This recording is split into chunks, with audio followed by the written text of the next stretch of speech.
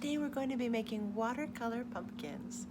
This one is from Ivy, and this one here is from Charlie. The third graders have done some beautiful watercolor pumpkins that you're going to be seeing at the post office because I'm going to take them over there today.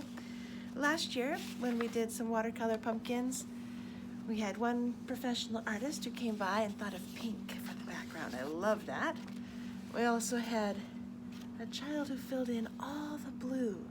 I love how the background looks so full. When I did mine, it's a very basic and a little bit less labor-intensive pumpkin. So this is the one I'm going to show you today how to do. You'll need paper, and you'll also need a paintbrush and some paint, of course, and you'll need water. So let's get started. Once you've got your paint and your paintbrush and your water ready, I like to begin with the pumpkin, and we've done a lot of pumpkins together in the last 3 weeks, so you're familiar with that backward C shape now. And I get a lot of paint on my brush to start, and then I just go ahead and make the backward C shape, and you notice it's yellow. Oh, and there's some little pieces of bristle that are coming off. I do like to start with yellow because if you start with a lighter color, it's easier to go darker. Whereas if you start with a darker color, it's very tricky to get that to become lighter. So I'm getting a lot of orange on my brush, and then just gonna bring it in here and get that orange right there. And of course, when you're doing it, you're going to be having your paper flat, probably in front of you, which does make it a little bit easier when you're working with watercolors.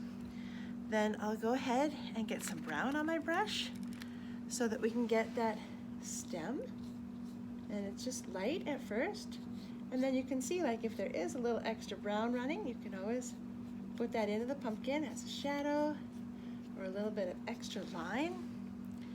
And if you haven't got your pumpkin yet for Halloween, there are still pumpkins at the store. In Haines, we can't exactly visit a pumpkin patch, but we can visit the pumpkin box at the store, which has lots of fun pumpkins to choose from. So I'll give this a little bit of a darker brown here, a little bit more shape to it, and then we're going to start thinking about the ground. Now, we did have some snow yesterday, so you could choose to have snow for your ground. I would do just a straight line, well, a wiggly straight line. But if you want to have the dead brown grass, like I am still seeing in a lot of places, leaves that are on the ground, this can give kind of a feeling of a little bit of dead brown grass, and then I like to make it kind of blend in so that it gets that kind of natural look there. That's starting to look like autumn, right? Now, it's a beautiful blue sky out today, even though it's very cold. So I am gonna fill up my brush with a lot of blue and then bring it right across in horizontal lines. And the horizontal lines end up looking a lot more realistic. Oh, I got a little more blue there than I planned. There we are.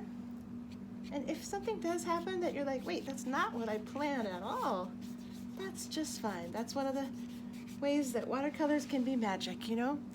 You have surprises that happen, and that's a good thing too. So that's a very basic pumpkin. Yours might be a lot more elaborate.